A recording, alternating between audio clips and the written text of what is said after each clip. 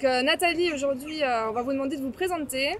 Quelle est votre profession, votre spécialité? Dans quelle structure vous travaillez? Et surtout, quelle est votre perception des herbes folles? Alors, je m'appelle Nathalie Machon, je suis professeure d'écologie au Muséum national d'histoire naturelle. Et ma spécialité, c'est l'écologie des plantes urbaines. Alors, ma perception des herbes folles, ce que vous appelez les herbes folles, j'imagine que c'est ces petites espèces qui poussent un peu où elles veulent, notamment dans la ville. Pour moi, c'est des espèces qui sont extrêmement importantes pour les services qu'elles rendent. C'est des espèces qui peuvent entretenir un certain réseau de pollinisateurs, qui aident à la dépollution de l'eau, du sol, qui aident aussi à réguler la température dans les villes. Donc pour moi, c'est des espèces extrêmement importantes pour le fonctionnement de l'écosystème urbain. D'accord, merci Nathalie. Donc maintenant, on va vous poser un peu plus des questions sur le cœur du sujet. Et on va commencer par vous demander des détails sur ce programme de sciences participatives qui s'appelle Sauvages de ma rue. Et aussi des questions sur l'état de la flore spontanée actuellement. Donc, on sait que le programme de sciences participatives Sauvages de ma rue vise à mobiliser les citoyens dans l'observation de la flore spontanée en ville, afin de mieux connaître les dynamiques de population végétale en ville. L'observation se concentre sur les trottoirs de rue, mais pouvez-vous nous dire comment on participe à ce programme et comment on contribue à ce protocole que vous avez établi? Alors c'est assez facile, il faut choisir les rues dans lesquelles on veut inventorier les plantes. Il faut s'entraîner un petit peu parce que c'est pas si facile d'identifier les plantes. Un botaniste, c'est un métier. Néanmoins, les espèces qui poussent dans les villes, c'est toujours un petit peu les mêmes. Donc avec un peu d'entraînement et avec les outils qu'il faut, il y a un livre, il y a une appli, les gens peuvent facilement apprendre à les identifier. Et une fois qu'ils sont un petit peu entraînés, ils choisissent la rue dans laquelle ils veulent faire les identifications. Ils dressent bien la liste de toutes les plantes qui poussent dans la rue.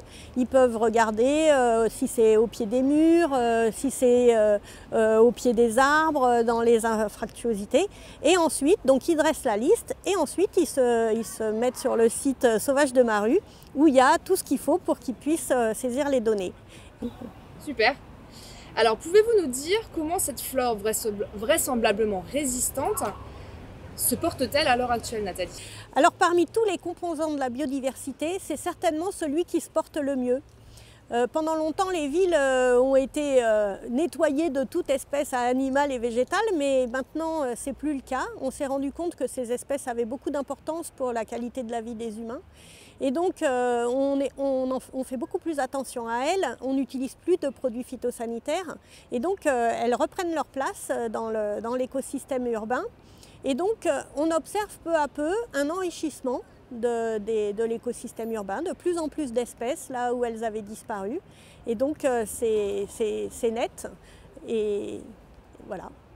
Alors Nathalie, en fait, Audrey Muratel nous a expliqué que les programmes de sciences participatives pouvaient répondre à des questions scientifiques et permettre d'avoir des résultats. Sauvages de ma rue, ça a maintenant 7 ans d'existence.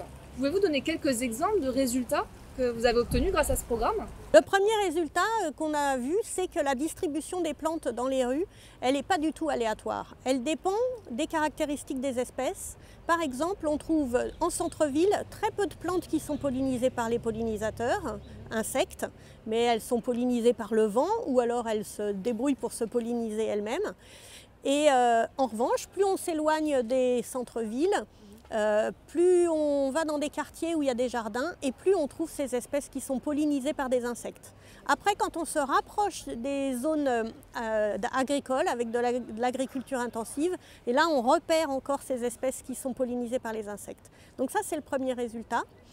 Et puis un autre résultat qui est vraiment intéressant, qui nous a beaucoup plu, c'est qu'on a trouvé en 1883 l'ouvrage d'un botaniste d'alors qui s'appelait Joseph Vallot et qui a fait en son temps le programme Sauvages de ma rue tout seul. Et on a pu comparer, alors il a fait ça sur la ville de Paris, on a pu comparer ses résultats, les plantes qu'il avait trouvées à cette époque-là, dans les mêmes endroits que nous, que les observateurs sauvages de ma rue, et on les a comparés. Et on se rend compte qu'il y a énormément d'espèces qui ont disparu à cause du fait qu'à cette époque-là, il y avait des chevaux à Paris. Et donc tout ce qui constituait du fourrage ou les graines qu'on pouvait trouver dans le crottin de cheval ont disparu.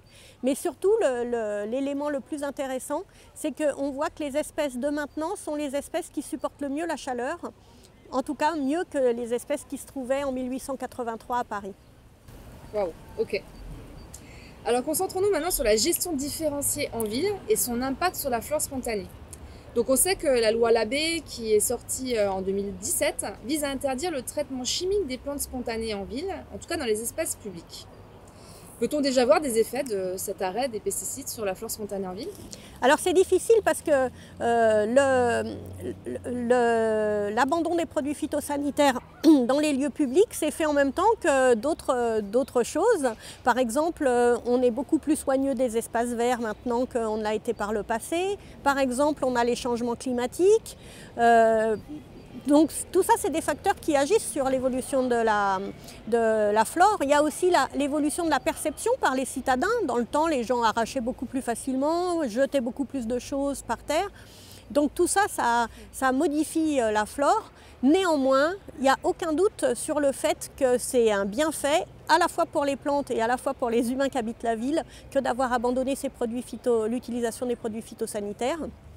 Et il faut un peu de temps pour que les espèces réagissent et je pense que c'est dans les années qui viennent, en continuant le programme, qu'on va pouvoir mieux mettre en évidence les bienfaits de cet arrêt. Parfait. Est-ce qu'il existe des plantes spécialistes des rues qu'on ne trouve que dans ces espaces-là, dans ces espaces urbains? Et si c'est le cas, pouvez-vous nous en donner quelques exemples et les décrire? Alors, il faut savoir que la génération spontanée n'existant pas, les espèces qui se trouvent dans les villes, c'est forcément des espèces qui se trouvaient ailleurs avant que les villes existent. Après, elles ont pu évoluer pour se retrouver essentiellement dans les villes. Donc, dans les rues, les espèces qu'on trouve en majorité, c'est des espèces qui aiment bien les milieux minéraux, donc plutôt des plantes qui pousseraient normalement en falaise ou dans des choses un peu rocheuses. Et donc dans la ville, dans les rues, on trouve beaucoup de ces espèces-là. Alors mes espèces favorites qu'on trouve moins dans les parcs urbains, il y a par exemple la cymbalaire des murailles, qui est une adorable petite plante qui pousse plutôt sur les murs. Donc à des endroits verticaux et elle a des jolies petites fleurs violettes avec un cœur jaune. Voilà, elle est magnifique, on l'appelle ruine de Rome aussi parce qu'on la trouve certainement beaucoup à Rome. Et puis une autre, c'est l'oxalis, donc une petite plante qu'on aime bien goûter parce qu'elle a des feuilles acidulées, elle fait des petites fleurs jaunes. Et elle, c'est pareil, c'est une plante qui pousse rarement en pleine terre, mais plutôt dans des endroits, dans des infractuosités du trottoir ou du mur.